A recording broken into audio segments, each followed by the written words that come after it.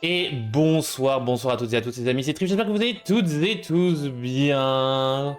Hello Arcana, Roxy, Hello Arcana, Kelisha, Hello Arcana à tous vos proches et votre famille, même si la famille, tellement c'est dans les proches. J'espère que vous avez passé une agréable lurk avec, que vous avez fait, que vous avez fait de belles ouvertures, de bonnes enchantées, de bonnes légendaires, de bonnes épiques. Bon, surtout les légendaires, hein. Bon, après des iconiques, GG à vous, si vous en avez eu. J'aimerais bien en avoir une fois dans ma vie, mais bon, c'est pas grave, je dépenserai 3000 € pour en avoir une. Mais bon, on n'est pas là pour se plaindre, on est là pour parler de l'Orcana entre nous et que vous, j'espère encore une fois que vous avez bien pu kiffer vos ouvertures. Aujourd'hui, on a quelques petits trucs à raconter, quelques petites choses à planifier. On va y aller mollo et ça fait plaisir. Ça faisait un petit moment qu'on n'avait pas fait un live sous le signe de la tranquillité. Hein. Voilà, j'espère que, encore une fois que vos ouvertures se sont bien passées et on est parti pour le Lurk News. Tout d'abord, on va parler donc de la liste des starter decks, puisque j'en ai pas parlé. Et il me semble qu'elles ont fuité très tardivement en même temps. Je les ai pas eu malheureusement, comme vous avez pu le voir, hein, pas d'ouverture de starter deck, tout ça, parce que on a juste demandé. Et donc, eh bien, on va parler un peu des starter decks. Est-ce que ça vaut le coup? Alors, on a tout d'abord le deck joué, donc jaune-vert, qui a, je revérifie une dernière fois, mais qui n'a que des cartes du dernier set. Il n'y a pas de réédition dedans, et ça déjà, ça fait plaisir.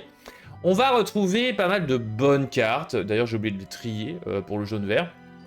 Mais je trouve qu'il y a pas mal de bonnes cartes, que ce soit donc le Bayonne, si je dis pas de bêtises, au niveau du nom, qui est une très bonne carte qui permet entre guillemets de rampe pour jaune, et ça fait plaisir hein, de retrouver ce genre de mécanique là. Le problème étant que bien évidemment c'est qu'il faut l'épuiser, mais c'est quand même une petite rareté à récupérer, ça fait plaisir. Le Rex c'est pas mal non plus, lui aussi se trouve présent, attends c'est le deck joué, et ça fait plaisir d'avoir un petit Dinosaur. Dinosaur incroyable, en vrai, hein, je vous rappelle, un petit rempart qui vous fait gagner du lore si il se fait bannir via un défi, bannir pendant le tour de l'adversaire. Donc assez bon, on va avoir aussi comme support, mais cette fois-ci pour jouer, on va avoir Jessie, cherchez le nom insupportable. Jessie qui est pas mal. Alors moi, mon deck joué, je joue pas en jaune-vert, mais j'espère pouvoir vous le présenter sous peu. Parce que pour le moment, je suis toujours en réflexion sur le stabiliser. Donc en vrai, Jessie est pas mauvaise hein, pour donner rempart à vos Woody hein, qu'on retrouve de différentes manières, dont une légendaire qui ne se trouve pas présente dans le starter deck.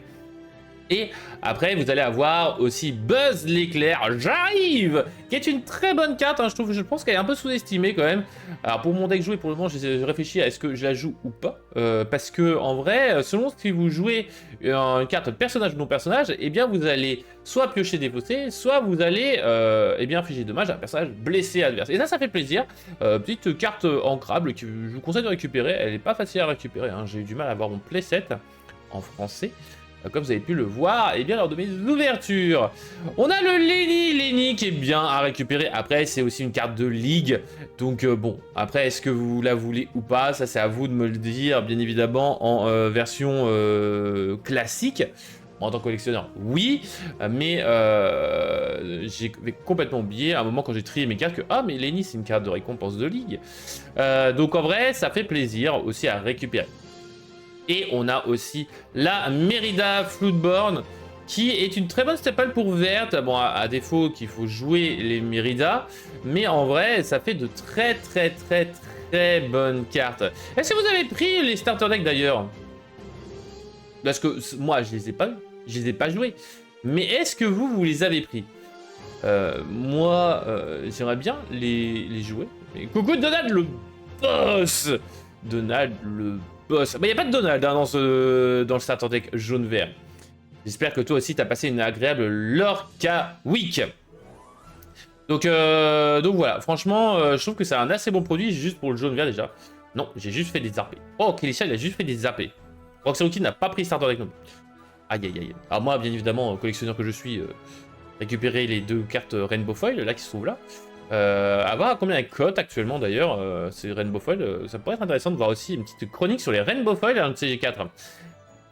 On va parler, les starter decks manquent de pioche, je trouve. Bah, c'est le défaut de la prochaine rotation. C'est la pioche, elle va être un peu manquante. Hein, il faut se dire ce qui est, c'est que la pioche, dans un mois ou deux, voilà. C'est d'ailleurs pour cela que actuellement, alors pas que je conseille bien évidemment pour ceux qui veulent faire du championnat, profiter des cartes encore actuellement jouables, mais pour ceux qui ne font pas de championnat, préparez déjà votre deck pour cet été, parce que bon, vous avez que 2 mois, autant déjà voir un petit peu ce que vous pouvez faire, tout ça. Quitte à ce que vous rajoutez d'autres cartes du prochain set, je vous rappelle, avec Alerte Rouge, là-haut, et Bon Streak Company, potentiellement de nouveaux decks aussi, mais en vrai, à voir ce que ça pourra donner. Moi, j'avoue que pour le moment, le deck joué, l'avantage c'est que je n'ai pas vraiment de problème, hein, parce que jouer joue entre eux. Alors là, pour le moment, je suis en train de retirer des jouets pour mettre d'autres cartes, hein, mais ce sont des cartes encore viables dans 2 mois, donc ça va. Mais dans ma decklist, c'est vrai que c'est pour le moment problématique. On va avoir donc le deck Viewge Super. Super Viewge, c'est pareil, mon deck Super, lui, alors lui, il est encore plus compliqué à monter, parce que lui aussi, c'est pas cette bicolorité-là. Mais de toute façon, on sait très bien, la bicolorité qu'on nous donne, en règle générale, c'est pas celle que moi je veux monter. Et je pense que c'est pas la plus viable, même si le côté violet est pas mal, hein, c'est un bon starter deck pour si vous voulez vous lancer dans la méta. Mais en vrai, je trouve que potentiellement, à l'avenir, ce ne sera pas Viewge qui sera le meilleur. Je pense que le Grouge, si on peut appeler ça comme Grouge, sera bien meilleur parce que vous avez quand même les 2 parents qui sont présents. Il n'y a pas de personnage super. Alors, qu'est-ce qu'on a dedans? Eh bien, on a quand même 3 bonnes cartes, justement, génériques. Entre guillemets, on a Jack Jack, alors qui est un peu dérangeant, j'avoue, pour le deck super, je ne le trouve pas non plus si super que ça. Je sais pas ce que vous en pensez de Jack Jack, je sais pas ce que vous jouez d'ailleurs à ce set là, dites-le moi en commentaire de la vidéo YouTube, bien évidemment, pour ceux qui sont en rediff, et pour ceux qui ne sont pas rediff, dites-le moi maintenant, bien évidemment, j'aimerais bien savoir ce que vous jouez. Il y a un dernier stream qui est pas mauvaise pour cette versatilité à récupérer là, en Beza c'est encore 2 Rainbow Foil, je trouve que les Rainbow Foil de ce set là sont très bonnes à récupérer. Que Jack Jack peut fonctionner avec le deck Atlantide, et ça fait plaisir. Et on a aussi Hero Rock, qui est une très bonne carte pour les decks qui peuvent se permettre de la jouer, pour surtout les decks qui jouent pas mal de héros. On peut penser à Gargoyle, le Gargoyle rouge-gris. Bon, attention, parce qu'il y a aussi des alliés dans ce deck-là, donc faites attention à ce que vous faites. On a aussi, de très bonnes staples, Edna Mode, qui peut faire l'affaire pour d'autres decks. Je trouve que c'est une très bonne carte, qui en x1 aussi. Et on a aussi Frozen, bien évidemment, le super qui fait que le deck Viewge Super est pour le moins un peu meilleur que le deck Grouge, je pense. Après, il faut voir la decklist de Grouge. Mais en vrai, le Frozen, il freeze l'adversaire, hein, c'est le remplaçant futur Elsa. Mais en vrai, ça fait plaisir. Alors, on a pas mal de rééditions, par contre, ça me fait un peu moins plaisir. La Roquette de Mushu, Sleepy Hollow. Bon, après, c'est des cartes basse rareté qui prennent des slots un peu pour rien, mais bon, voilà. On va avoir aussi le Winnie, le Goofy, le Coco Lapin, le Fou. Tout ça, ça prend des slots, mais bon, après, c'est basse rareté, donc ça va. Par contre, on a quand même un petit troll de la part de Ravensburger, que j'appelle la dinde. La dinde farcie, qui est notre cher Negaduck, Sinister Mask, en rareté, voilà, présente, qui prend un slot de rareté, et j'avoue que ça, je suis un peu moins fan, même si je trouve qu'il est très bon dans le deck super. Je trouve que c'est un peu un troll, on est d'accord, Ravensburger, dites-le moi, dites-le nous, hein, entre gens civilisés, on peut se le dire, le Negaduck qui prend un slot de rareté, pour un starter deck, ça fout un peu le seum quand même, ça fout un peu le seum. Alors si vous l'aviez pas avant, c'est très bien, si vous comme moi, vous l'aviez déjà, bon bah écoutez, voilà, vous l'aurez encore une nouvelle fois, voilà, c'est cool, non?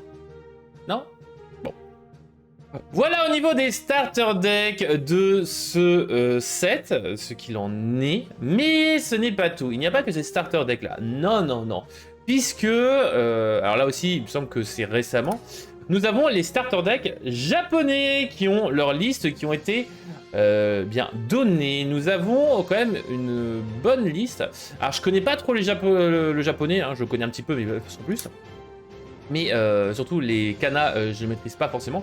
Je dirais que ce sont les foils qui sont encadrés en bas à droite avec Stitch, Beyond the Horizon, plus ardent que le feu des volcans. Enfin, package de Stitch, hein, on va pas se mentir qu'il y a un package de Stitch.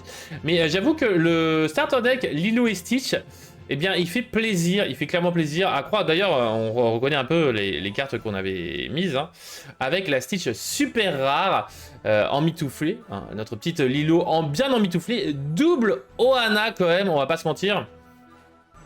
Ouais, ça semble bien plus solide. Mais en vrai, ils ont pas le même genre de decklist, hein, parce que double Ohana dedans, comment vous dire que voilà, hein, eux ils ont des légendaires dedans. Donc ils ont clairement pas les mêmes ratios. Donc tant mieux pour eux, moins mieux pour nous, mais bon ça fait moins plaisir, mais c'est comme ça, voilà. Franchement, les cartes... Les cartes... enfin les starter decks japonais semblent un peu plus consistants, un peu mieux construits quand même que les nôtres. Tant mieux pour eux, malheureusement. On a le starter deck Vyuge. Vyuge, lui, quant à lui, va être un peu moins intéressant puisqu'on n'a pas de légendaire. Mais par contre, on a la réédition de Soyez prête, une petite réédition, donc réédition ou édition, voilà, dans ce set-là, enfin, dans ce starter deck-là. Donc si c'est en foil, ça fait bien plaisir. Sinon, bon bah écoutez, voilà. En tout cas, un deck Vyuge.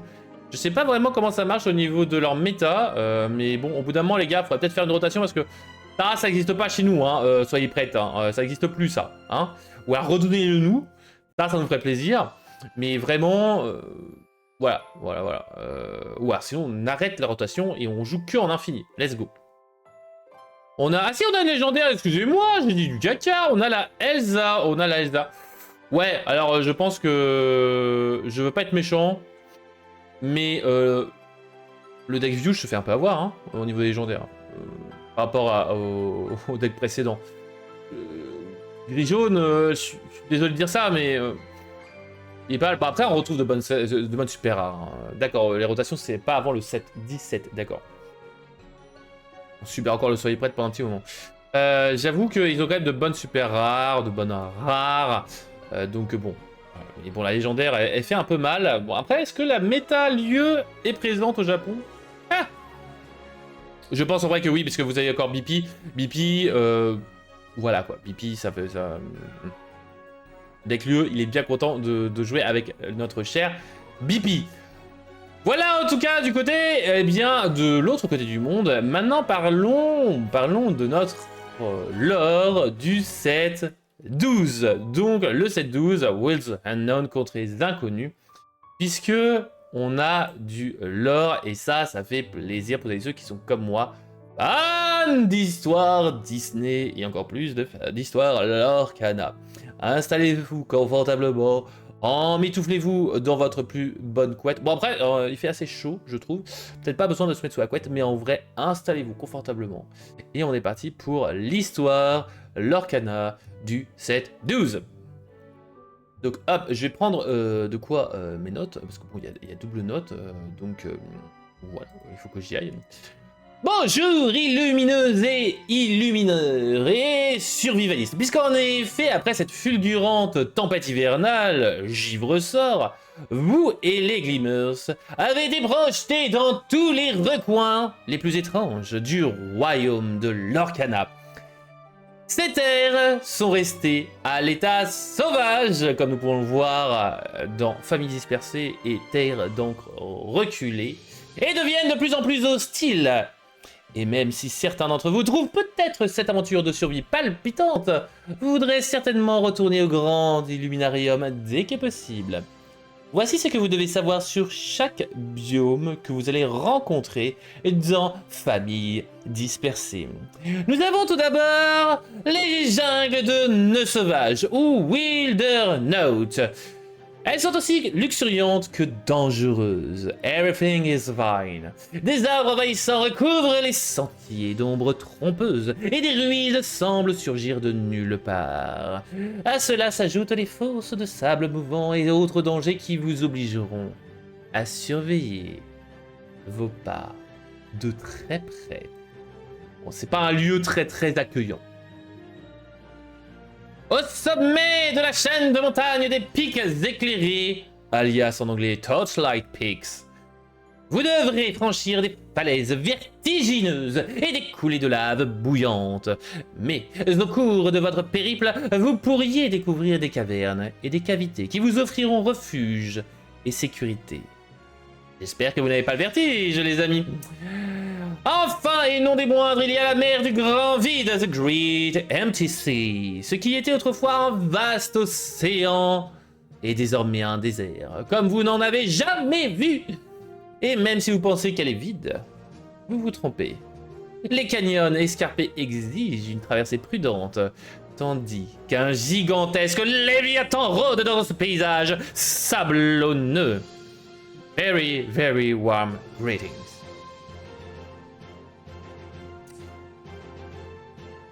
Voilà pour la découverte géographique de l'Orcana. Mais ce n'est pas tout.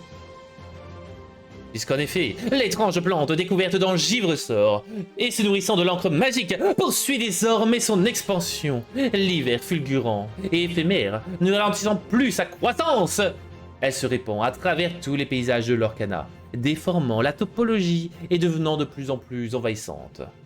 Bref, l'Orcana vous invite à de belles balades. Oui. J'espère que vous m'enverrez de belles cartes postales d'ailleurs. Il faut maintenant retrouver votre chemin et faire route vers Luminarium pour réunir vos forces. L'arrivée des héros des films d'animation Pixar ne sera pas de trop. Voilà au niveau du lore. L'Orcana du 7-12. J'espère que ça vous a fait plaisir. Cette petite histoire sur la découverte des différents lieux. Voilà. J'espère que vous avez pu d'ailleurs trouver les différentes cartes postales. Parce que moi, sur différents AP, enfin sur toute l'AP, Wildernote, cette carte postale là, en haut à gauche, là, j'en ai vu. Hein, j'en ai vu de celle-là. Hein. Ces deux-là, je les ai pas beaucoup vus. Hein. Je vais pas être méchant avec ce burger, mais un peu plus de diversité dans les lots, ça pourrait faire plaisir quand même. Mais bon, pas grave. On va jouer le deck jaune-vert. On va jouer le deck jaune-vert, j'ai compris. Je vais jouer le deck jaune-vert. Everything is fine, hein, clairement. Bref. En tout cas, c'était tout pour moi, pour le lore du 7-12. Ça, c'était l'histoire. Mais oui, l'histoire, vous la connaissiez très certainement. Puisque, en effet, nous avons accès à cette histoire-là sur le site. J'ai aussi plus de Wildernote que le reste. Ah, on est d'accord. C'est honteux, ça. Remboursé. Bon, en vrai, on a eu des boosters, donc ça va, mais j'avoue, franchement, Wildernote, voilà, pour ma collecte, fait chier, quoi. Vous voulez que je vous envoie des Wildernote? Passons maintenant par contre à des choses qui sont un peu plus intéressantes pour les joueurs, puisque en effet je vais parler du deck qui surprend. En effet, un deck qui surprend, je l'ai affronté sur l'Orca, enfin Duels Inc plutôt, parce que c'est pas l'Orca Hub, c'est Duels Inc. Nous avons le deck Bluge avec Kida légendaire, dont voici la decklist.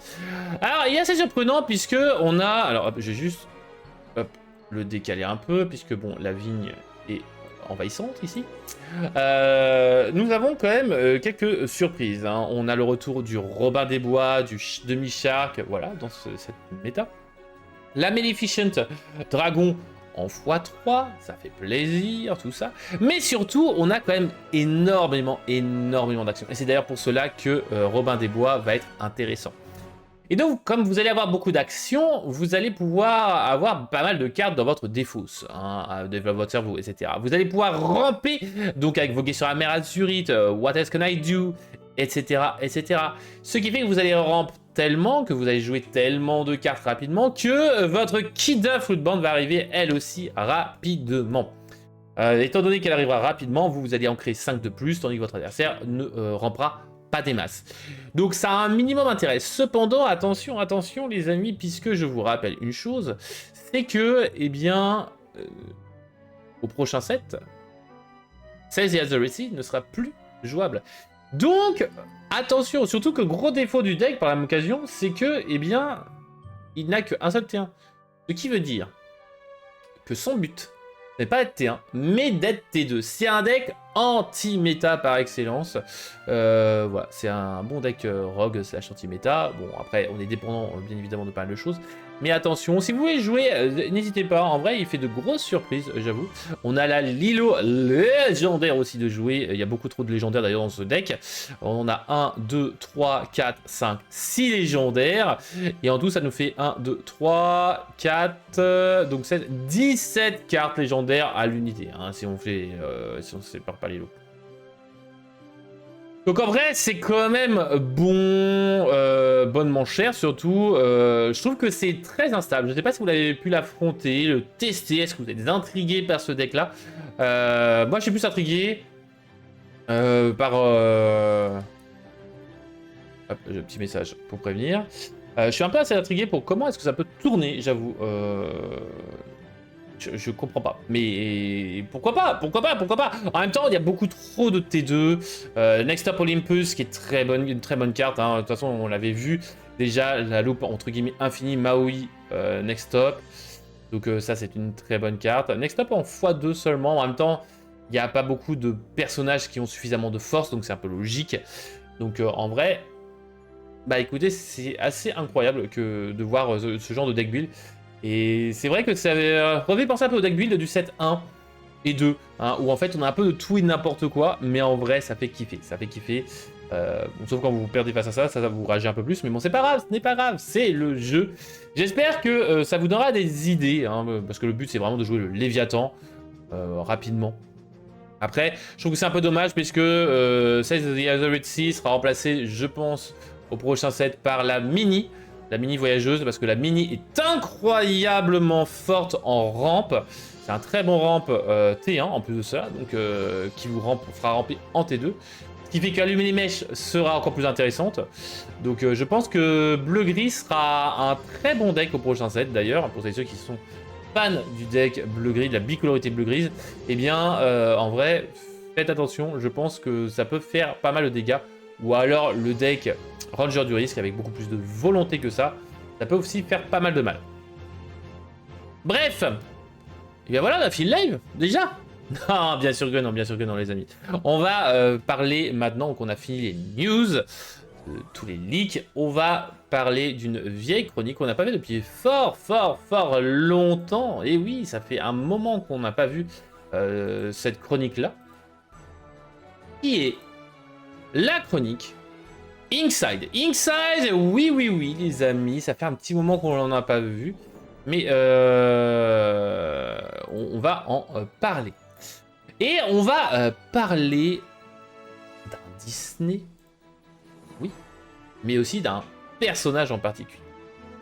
Puisque aujourd'hui, dans El Orcana, on va parler d'un film un peu à part dans l'univers Disney, mais Disney Pixar.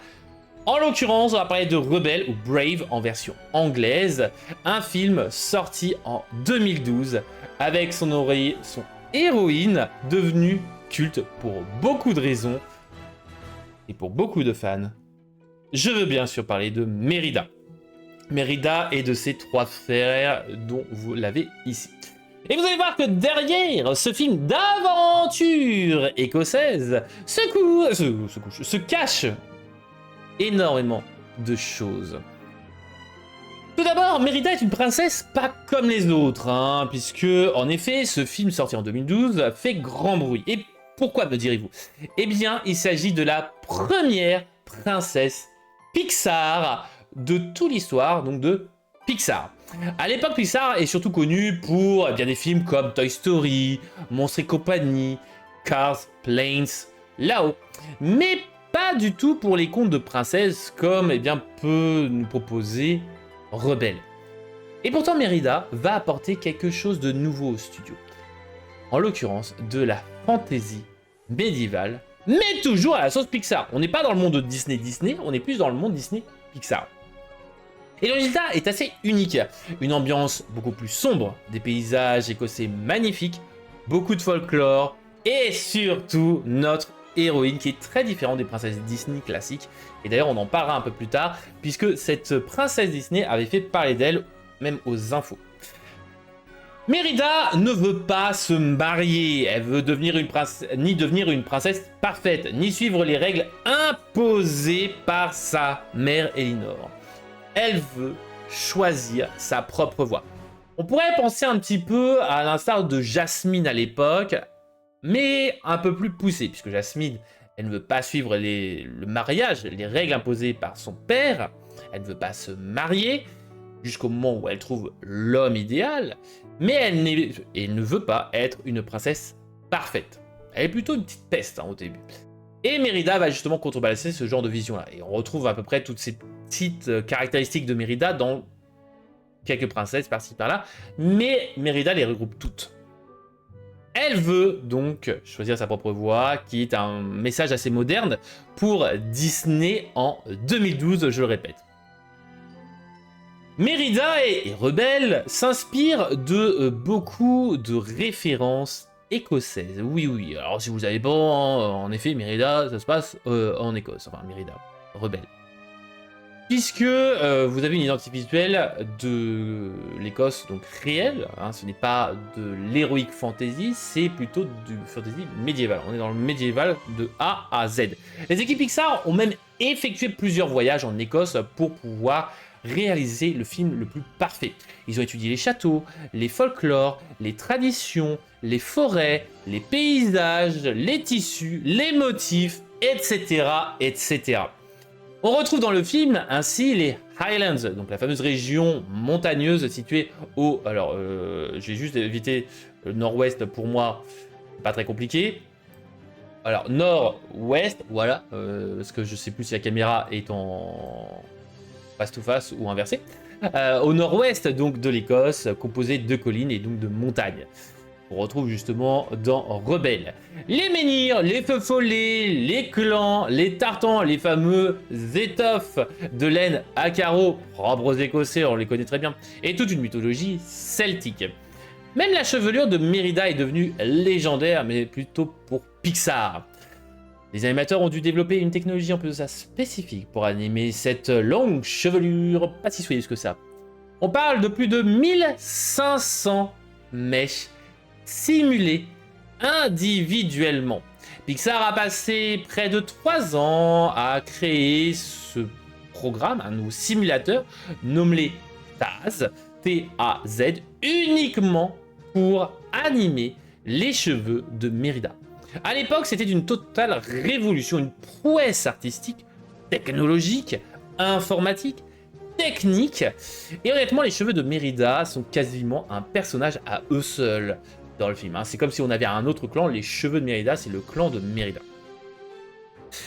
Mais ce film est un film très personnel. En effet, le film a été imaginé par Brenda Chapman, figure très importante de l'animation puisqu'elle a travaillé dans pour Le Roi Lion, La Belle et la Bête, et surtout, elle devient la première femme à réaliser un film Pixar, les amis.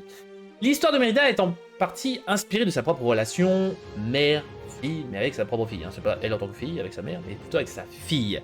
Le cœur du film, ce n'est pas les monstres, magie, l'amour, les combats, c'est surtout la relation mère-fille entre Mérida et Elinor, ce qui est un peu incroyable dans Disney, encore une fois.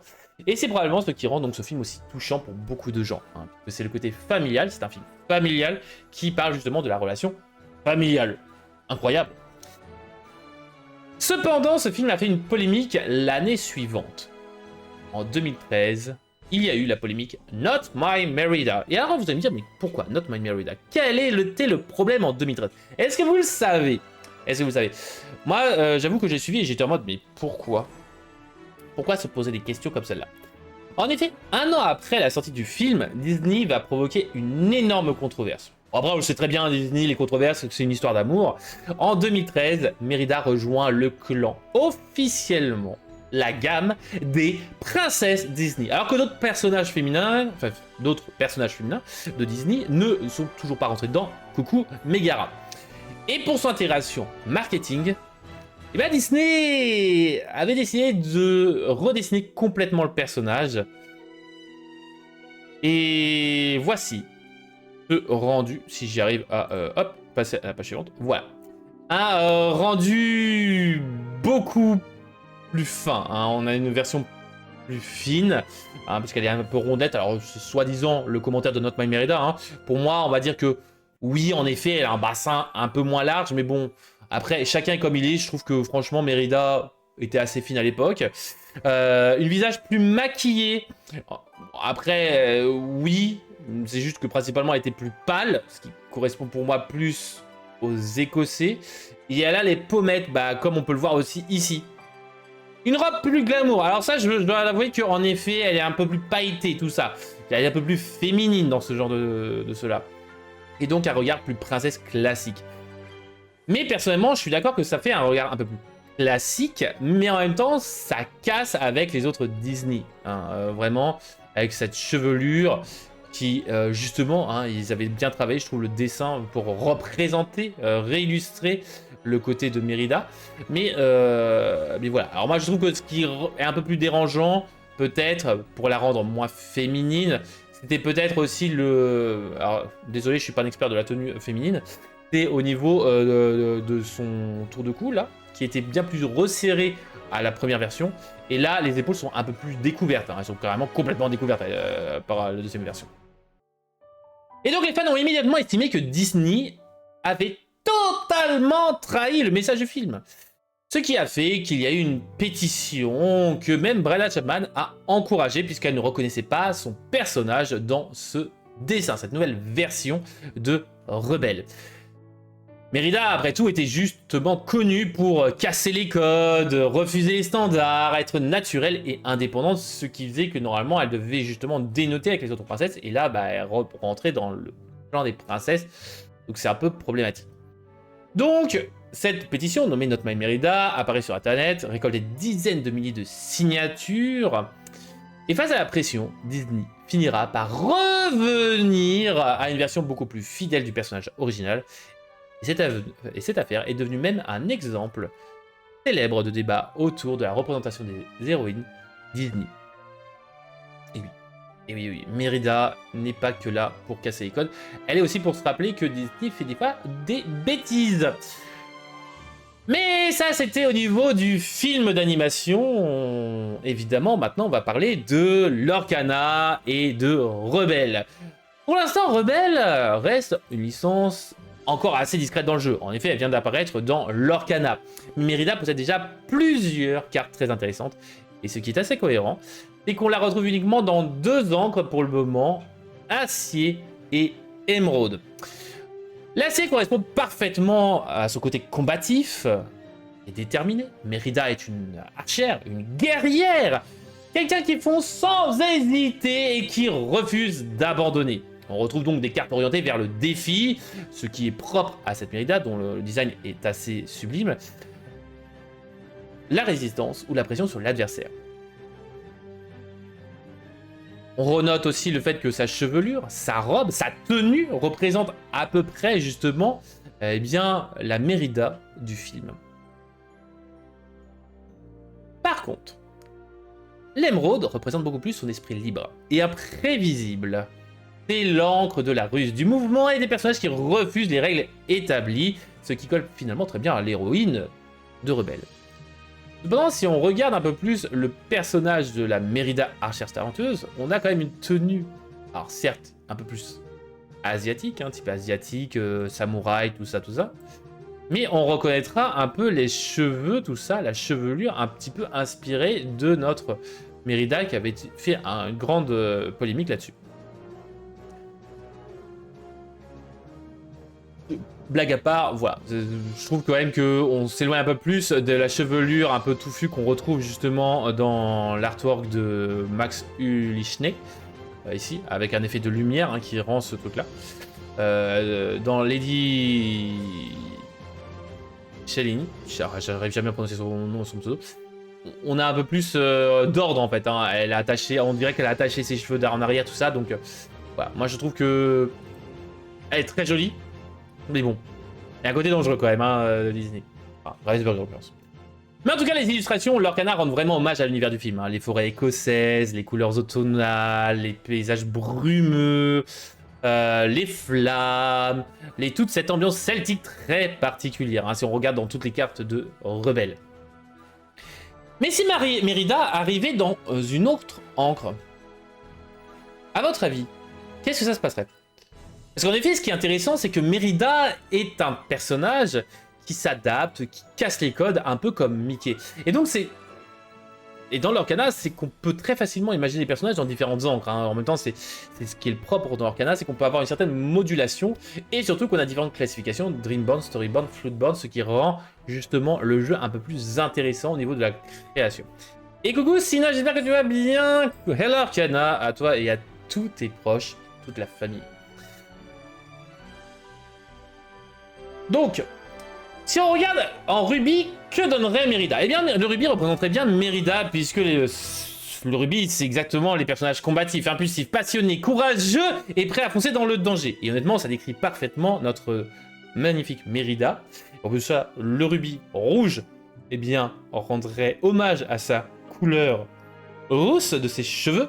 Donc, ce serait parfait, je trouve. Mais ce serait donc une carte plutôt centrée sur les défis, les dégâts directs, comparé au... ça, on doit comparer avec le vert et le gris actuel, qui sont plus des dégâts indirects.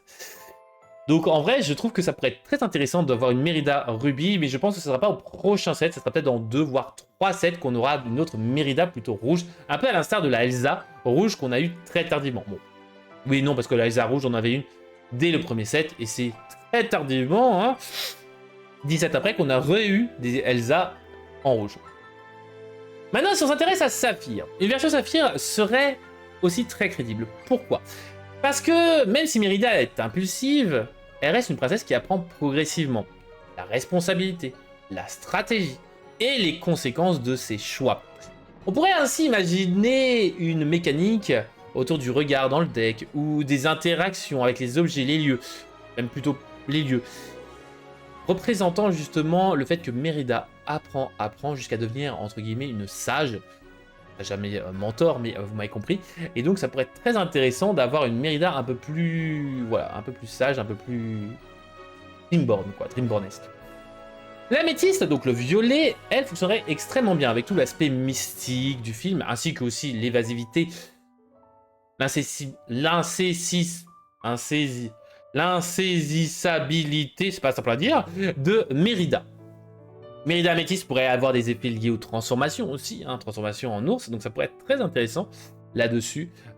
Potentiellement, si vous avez des personnages avec différentes versions, par exemple, ça pourrait être très cool. Mérida, voilà, ça pourrait être très intéressant, ça pourrait être très très intéressant. Et il nous reste donc une couleur, l'ambre. Mais l'ambre aussi pourrait fonctionner. Parce qu'au fond, le cœur du film, on l'a déjà dit, répété, re-répété, c'est la relation entre Mérida et sa mère.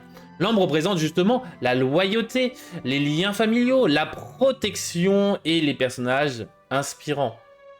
Une version ambre pourrait donc être plus orientée soutien, protection, rempart, bonus liés aux personnages royaux, puisque bon, après tout c'est une princesse.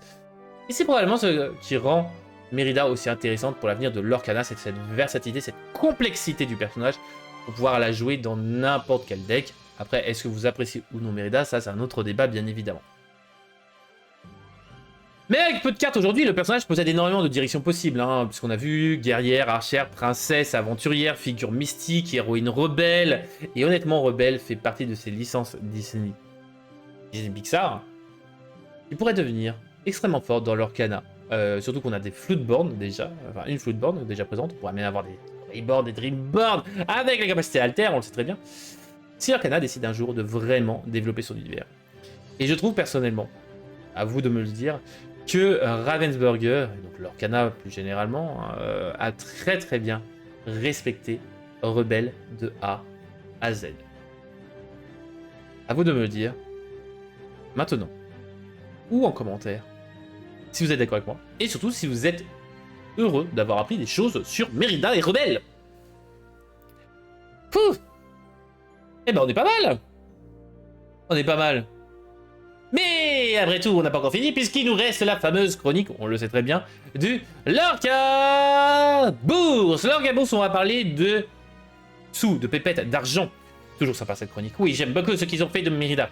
J'avoue que, alors moi, personnellement, Rebelle, c'est pas un Disney Pixar que j'apprécie. Alors, c'est pas un de mes préférés. J'avoue que Disney Pixar, j'apprécie les regarder, mais c'est pas ce qui me marque le plus. Bon, à part Monstres et compagnie, j'avoue que Monstres et compagnie, je fais partie de ceux qui ont adoré ce qu'ils ont fait. Mais Mérida est mon personnage préféré de Rebelle. J'avoue que c'est rare qu'un film Disney me fait autant apprécier un héros slash héroïne. Et je trouve que, franchement, Mérida, ils ont super bien respecté. Faudrait que je me le remate, un de ces quatre. Mais ça, c'est un autre point. On verra ça plus tard. En tout cas, Lorca Bourse, on va parler, bien évidemment, set qui est sorti, on va parler des légendaires du dernier set. Donc on va regarder un peu le prix des légendaires. Et bien, vous pouvez remarquer que pas beaucoup de légendaires sont chers. En effet, on a le TAC qui est à 17 €, ce qui est normal, on l'avait dit, on l'avait prédit que le TAC serait potentiellement le plus cher. Woody qui ne coûte que 7 € alors que la licence Toy Story est quand même assez fortement réputée, c'est comme le Buzz l'éclair, seulement 3 €. Alors Buzz l'éclair a un effet assez compliqué, mais quand même, je trouve que c'est assez peu respectable pour Buzz l'éclair, 3 €. 7 € la Mérida, alors qu'il y avait tout un montage de tête au niveau de la Mérida, qui est très bien, je trouve, mais que 7 €, alors que la licence est quand même fortement appréciée, c'est assez étonnant. La Louisa, encore plus surprenante, puisqu'elle arrive donc en 3e position après Woody et Mérida sur les légendaires les plus chers, puisqu'elle ne coûte que 6 €, alors qu'elle a une versatilité et une mécanique qui est très intéressante, surtout qu'il y a aussi une précision sur les roulings. Je vous le rappelle, c'est que si pendant son effet, elle arrive à 4 de dommages ou plus, vous allez d'abord résoudre en entier l'effet, donc vous allez déplacer 3 dommages sur l'adversaire, et c'est après que vous allez regarder si Louisa va être bannie ou pas. C'est-à-dire que si j'ai 4 de dommages avec Louisa pendant l'effet et que j'ai déplacé, il arrivera après que je n'ai plus que 1 de dommages sur moi. Donc Louisa reste en vie. Donc en vrai c'est assez intéressant et je trouve que l'effet est assez cool. On a dans la zone bleue, dans le premier tiers, c'est-à-dire en dessous de 5 €, on retrouve la Blanche-Neige. Blanche-Neige légendaire, c'est normal, c'est Blanche-Neige, c'est une licence appréciée, tout comme la licence 7 nains, enfin le deck tribal 7 nains, qui fait parler de lui au niveau de la méta, qui est très très fort, vu les gris. Vous le savez ce que moi j'en pense, malheureusement c'est pas un deck viable pour le long terme, parce que la rotation. Mais vous inquiétez pas, decklist infini bientôt sur la chaîne. Parce que je trouve que le deck infini serait peut-être un deck infini qui pourrait me plaire, parce que j'aime beaucoup les decks tribaux, et c'est un deck tribal qui est très intéressant. Donc c'est cool, surtout qu'on joue principalement que des cartes de la même licence, donc ça c'est encore plus cool. On va avoir ensuite à 3 € l'Akida, donc le Buzz l'éclair, le Cid et le Monsieur Indestructible. Monsieur Indestructible qui coûte que 3 €, je trouve que c'est un poil en dessous de ce qu'il mériterait, mais si je trouve qu'il mériterait en genre 5-6 € sur le long terme, mais je trouve que c'est assez bas. La Ursula encore pire, 2 €, la pauvre Ursula. Moi, vous inquiétez pas, j'ai fait mon playset. Là, j'ai déjà acheté directement parce que franchement, achetez-les maintenant parce que je pense qu'elles vont pas beaucoup bouger en dessous. Je pense qu'elles sont plus sous-estimées, sauf une ou deux peut-être. Mais je trouve ça assez incroyable, le prix des légendaires. Madame Indestructible elle est aussi à 2 € et la reine à 1,50 €. Bon, ça c'est normal, c'est un effet assez bizarre. Mais en vrai, c'est normal que ce soit la moins chère parce que c'est un deck qui va être un peu compliqué à monter, à jouer, tout ça. Mais après, vous allez me dire, mais Triff, comment ça se fait que ces légendaires coûtent aussi peu cher? Eh bien, c'est très certainement dû au fait qu'on retrouve des ratios de légendaires énormes dans ce set-là. Et c'est d'ailleurs ce que j'ai dit à des amis, c'est que je suis impressionné de voir le nombre de légendaires qui sont tombés à ce set-là. À côté des épiques, tout ça. Et des enchantés qu'on retrouve. Parce que je trouve que c'est assez fou de retrouver donc ce ratio qu'on avait il y a 1 an, voire 2. Puisque je me rappelle qu'on avait autant de légendaires, quasiment, dans une display, dans les alentours du règne de Jafar. Alors peut-être un petit peu avant, l'île d'Arcasia, la mer Azurite, tout ça. Mais j'avoue que c'est incroyable, c'est incroyable. En plus de ça, ouverture de folie. J'espère que vous avez kiffé mon ouverture. Mais franchement, j'ai été impressionné de voir autant de rareté. Ça fait des petites étoiles dans les yeux. Alors, j'ai pas trop crié, bien évidemment. Surtout qu'il y a une fois, je crois que j'ai un peu bugué. Bah, ça devait être le surenchanté, que j'ai pas crié parce que bah, j'étais dans mon, comme je l'ai dit, hein, c'est dans mon cerveau. J'étais en mode, c'est quoi déjà ce symbole-là? C'est quoi ce symbole-là? Ah, ok. J'étais en mode, c'est une iconique là? Non, non, c'est que une enchantée. Je mets bien des guillemets, que une enchantée. Donc voilà. 10 boosters, égale une légendaire et une épique, voilà. Sina c'est pareil, Sina je sais qu'elle avait ouvert plein de légendaires, et ça fait plaisir pour ceux qui n'ouvrent pas grand chose, parce qu'il y a un peu plus d'intérêt, entre guillemets. En même temps, je pense que c'est aussi dû au fait que c'est un set un peu particulier, un peu à la Fabuleux, où on aura un set que sur 2 mois. Donc je pense qu'ils ont essayé de faire en sorte que les légendaires qui étaient les plus pénibles à récupérer bah, soient un peu plus disponibles pour tout le monde, pour que les gens puissent jouer à peu près tous les decks rapidement. C'est bien, mais le problème c'est que bon bah les rares et les super rares sont un peu plus chiantes à récupérer pour les Pokémon. Bref, passons. Le premier chapitre, et bien on a une baisse du Hades, sinon tout est au prix fixe. Le Rise of the Floodborn, on va aller vite hein, pour essayer de faire des jeux. On a la bête Héros Tragique qui passe de 7 à 6 euros elle aussi, tout le reste est en dessous de 5 euros, même en dessous de 3 euros. Même en dessous de 2 euros si on retire la belle Archère dissimulée et la Floodborn Blanche-Neige. Into the Echelon, donc qui sont les 4 hein, qui bah, ne sont plus jouables pour le moment. En tout cas, c'est le set qui est toujours en bleu, hein, ça c'est fou, mais c'est comme ça. Passons donc aux sets qui vont subir la rotation, donc dans... non, ça j'ai du caca, il y a aussi le retour de ça, j'ai failli oublier le set 4. Eh bien, elle, bah... On a quand même le Diablo hein, qui reste là. Le 14 boosters, une enchantée, 5 légendaires et une épique. Voilà. Fait que tu ouvres 4 boosters en plus, Roxy. Tu auras pu potentiellement avoir plus de légendaires. Et une enchantée. Donc vraiment, c'est assez incroyable hein, les premiers sets, mais c'est normal. Hein. Rotation implique baisse de prix. Pour les collectionneurs, c'est un pur kiff. Sur le court terme. Sur le long terme, attention, ça va potentiellement grimper. Ciel scintillant, donc là on rentre dans les sets qui vont subir la rotation. Ça ne bouge pas, on a la caravelle à 7 euros en dessous de 5 euros pour le reste. Nous avons donc la mer azurite avec une magnifique pixelisation de la mer azurite. Nous avons, c'est fou et incroyable. Ben ouais, t'as vu. T'as vu ça, Roxy? Donc Tiana qui passe de 8 à 6 euros, Isma de 10 à 8 euros, le reste est en dessous de 5 euros, mis à part le Maui demi-requin qui reste à 14 euros, c'est une carte folle en même temps. Elle risque de rester à 7 euros plus tard, hein. Elle va certainement être à l'instar de Diablo à l'avenir. Et encore, je pense qu'elle sera un peu plus chère quand même parce qu'en format infini, elle est vachement folle parce qu'elle est insaisissable en plus de ça, donc elle peut aller chercher le Diablo facilement. Nous avons donc l'île d'Arcasia. L'île d'Arcasia, quant à elle, eh bien, on a tout en dessous de 5 euros, encore une fois. Ça ne bouge pas, mis à part le Tamatoa qui passe de 10 à 9 euros, hein, qui lui reste au-dessus de 5 euros, mais lui aussi il va risquer de tomber dans l'oubli, comme pas mal de légendaires de ce set-là. Ce qui est un peu dommage, mais c'est comme ça. Hein. Exemple de set hein, où on n'avait pas de légendaires folles. Hein. On va pas se mentir qu'à part la mini qui avait un peu de possibilités, Tamatoa, Picsou, Bagheera, hein, Bagheera aussi.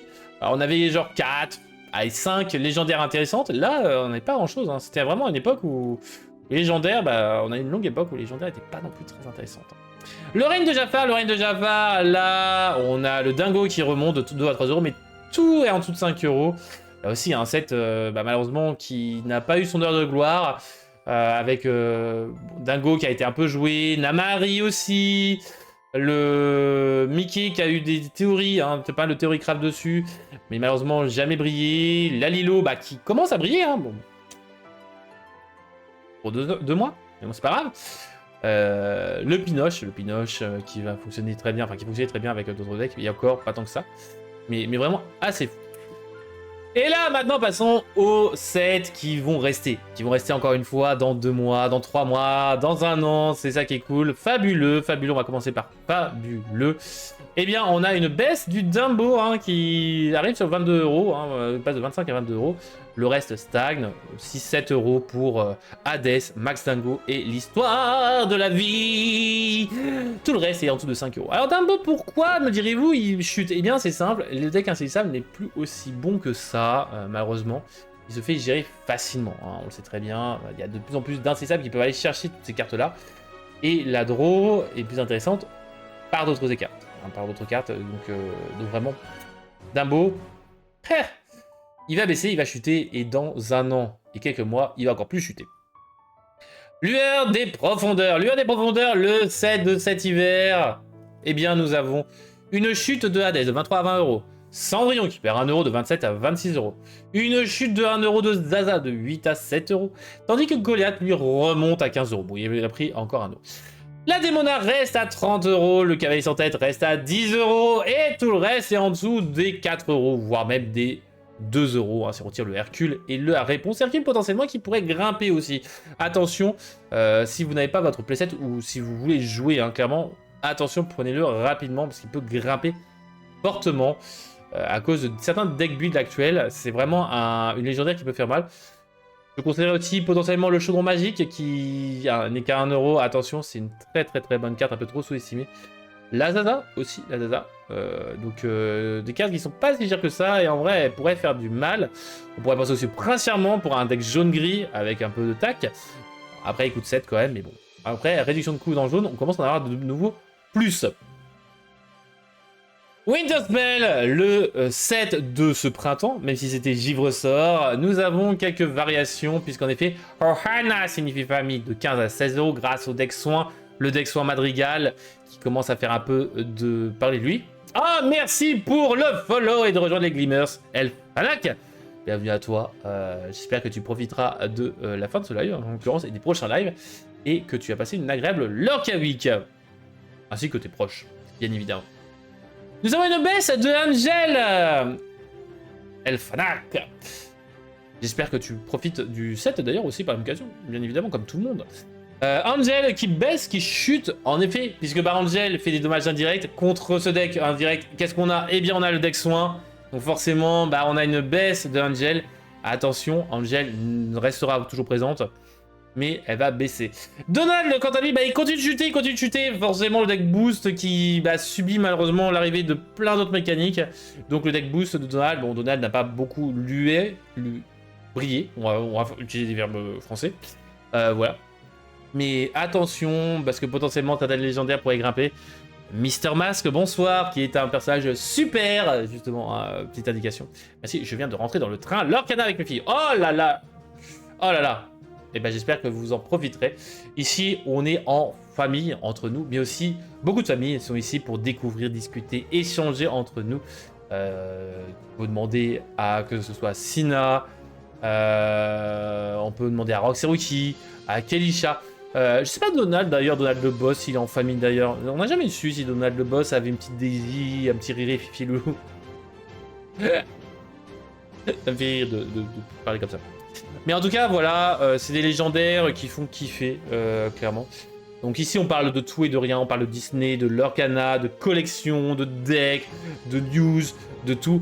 Et surtout, eh bien, t'arrives pile au bon moment puisque c'est la chronique appréciée par tous ceux qui viennent ici sur Lorcana. Puisque... Je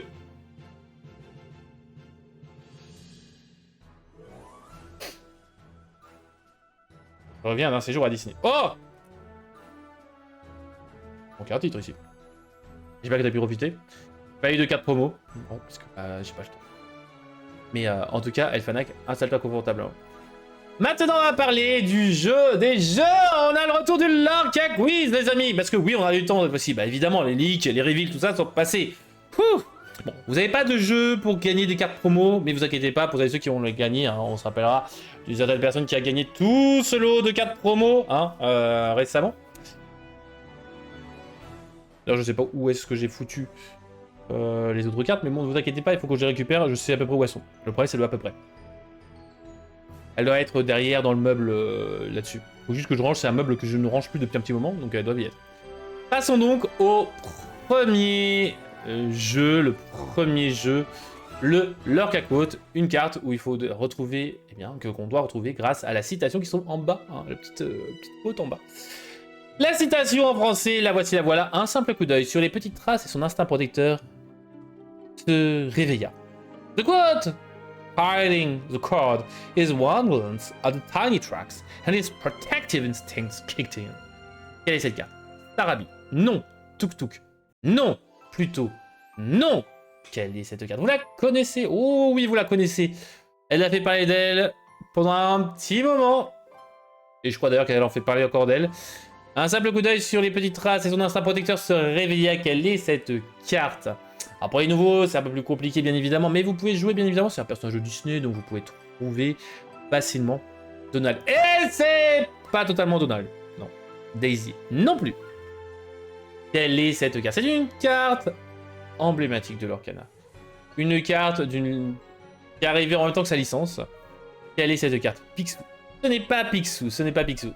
Ce n'est pas un Picsou. Donald esquive. Non, ce n'est pas Donald esquive. Un simple coup d'œil sur les petites traces et son instinct protecteur se réveilla. Quelle est cette carte? C'est une carte émeraude, une carte verte. Quelle est cette carte? Mickey? Non. Madame Tartine? Oh, non plus. Ça pourrait très bien décrire la veuve Tartine. Franchement, aïe aïe aïe, veuve Tartine. Un jour je te jouerai. Pas de suite, parce que t'es pas dans la bonne couleur. On va te jouer. Pour représenter la veuve Tartine, oui, clairement. Quelle est cette carte? Oh là là, bah alors! Rox, ce n'est pas Rox. Voyons. One at the tiny tracks and his protective instincts kitten. Dingo. Non. Non, non, non. Ce n'est pas Dingo non plus. Quel est ce personnage Disney? C'est un héros. J'avoue que des fois, je me méfie un peu sur les classifications. Hein. Pour héros et alliés, ça va, mais entre méchants et alliés, des fois, ça va pas forcément. Hein. Ouais, il pourrait faire en sorte que... Hein, voilà, vous m'avez compris. On va aller vérifier. Si j'ai pas fait de bêtises. Non, c'est bien un héros. C'est bien un héros.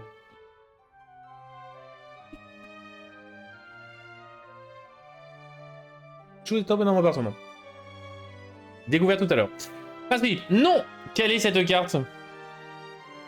Quelle est cette carte, les amis? Prince Philippe, ce n'est pas ça, ce n'est pas Dingo, ce n'est pas Rox. C'est une carte du 7-8, donc une carte qui ne passera pas la rotation. Quelle est cette carte? Oh là là. On va passer du temps sur une citation pour une fois, c'est incroyable. Et en effet, Donald le boss, c'est Clochard, gardien, observateur, ce petit toutou qui... on n'a pas fait trop parler de lui, mais un petit peu quand même, parce que bien évidemment, c'est le personnage Clochard qui a fait parler de lui, plus que cette carte-là. GG Donald le boss. Deuxième jeu et très certainement le dernier. Quelle est cette carte que je vous ai pixelisée, qui va se dépixeliser au fur et à mesure? Maintenant, let's go. C'est parti. Quelle est cette carte? Oh là là, on voit du pixel, on voit du rouge, on voit du vert, du gris en haut à droite. Quelle est cette carte? Ouh là là là là, quelle est cette carte? Volt. Oh, et c'est presque un GG de Volt, mais... de Donald, mais non. Jafar, non. Quelle est cette carte? Wilminaya Placard, non. Quelle est cette carte? Oh là là là là. Penny, non. Ce n'est pas Penny. Allez. Et n'hésitez pas, bien évidemment, famille, de jouer à ce jeu-là. Quelle est cette carte? Quelle est cette carte? La vie nous a réunis. Non, la bête. Non, ce n'est pas la bête. Désolé, ce n'était pas la bête. Non. Quelle est cette carte? Allez, on dépixelise. Merci. Oh, évident. Évident. Quelle est cette carte qui est pixelisée? Aladdin. Non, ce n'est pas Aladdin. Quelle est cette carte? Quelle est cette carte? Dessinée par Francesco Colucci. Tiana. Non. Megara. Non. Quelle est cette carte? Ah là là là là. Un petit peu zoomé, bien évidemment, comme d'habitude. Très léger, parce que c'est juste pour éviter d'avoir le symbole de cost. Mais quelle est cette carte? Quelle est cette carte, les amis? On a un peu de violet, on a un peu couleur beige, du vert, du violet. Quelle est cette carte? Arthur? Non. Oh là là. Réponse? Bah c'est pas réponse. Déjà. Quelle est cette carte? Ah là là là. Isma? Non. Ce n'est pas Isma. Je suis heureux de vous piéger. Parce que c'est rare de réussir à piéger Roxy ainsi que Donald, hein? Tout le monde est d'accord. Ça fait plaisir de faire un peu tergiverser ces deux-là. Quelle est cette carte? Allez, Kelisha, Sina, ou même Elfanak, potentiellement. N'hésitez pas, vous êtes peut-être nouveau, mais vous avez vos chances, hein, des fois. Parce que Roxy et Donald n'en sont pas forcément toujours présents au rendez-vous. Ce n'est ni Nika, ni Louisa. Ce n'est pas la spirale d'acier. Donald. Quelle est cette carte? Quelle est cette carte? On change d'arme, Donald. On va chercher dans les objets. Est-ce un bon choix? Est-ce que c'est un personnage? Un objet? Une action? Un lieu? Trif, Pixel Farceur, 7-18. J'aime beaucoup. GG, Sina, c'est la spirale d'améthyste. GG, GG. Ah là là. Là, Sina qui a volé le point de Donald, qui a dit la spirale d'acier, c'était pas la bonne couleur, c'était améthyste. GG, GG à toi. Avec cette couleur très légère de violet, hein, de l'améthyste. Mais on retrouve le violet plus foncé sur les vêtements de Shanzé. Shanzé. Shanzé. Je sais pas comment on le prononce. Shanzé? Shanzé? Non, non, c'est. Voilà! GG. Eh, Sina. Ah, Sina, elle a passé la meilleure soirée là. GG en tout cas à toutes et à tous. Et c'est donc pas Ursula. Même si en vrai, Ursula, ça aurait très bien marché. Hein. Ça aurait pu marcher au niveau de la couleur, de la forme. Tout ça qu'on pouvait retrouver au niveau du pixel. GG à toutes et à tous. En tout cas les amis, ce sera tout pour moi pour ce soir. Et oui, Lorcana ne dure qu'une heure certes, mais une heure de pur plaisir et condensé pour vous éviter de prendre trop de temps bien évidemment sur votre soirée, puisque c'est avant manger, pendant le repas, après le repas, ça dépend à quelle heure vous mangez, à quelle heure, enfin quelle heure il est aussi chez vous, parce que si vous n'êtes pas en France, mais dans un autre pays francophone, ou un autre dom-tom, c'est un peu plus compliqué. Mais en tout cas, c'était Trif qui eut un plaisir total de vous présenter autant de news aussi calmement que possible. Et ça fait du bien. Ça fait du bien. Merci la pause. Bon, ça va pas durer longtemps parce que bon, comme ça dure que 2 mois, on va avoir les leaks et les reveals très rapidement. Bonne soirée, bonne Lorca Week. Bien évidemment, à la prochaine les amis. Je vous rappelle 19h-20h comme d'habitude sur Twitch. Sinon en rediff directement sur YouTube, sur la chaîne Lorcana. Et le mot de la fin. On m'a rien demandé pour une fois, c'est étonnant. Ça sera Spirale, la spirale d'améthyste. Restez de votre proche les amis. Cœur sur vous, c'est Trif dans Lorcana. Bye bye.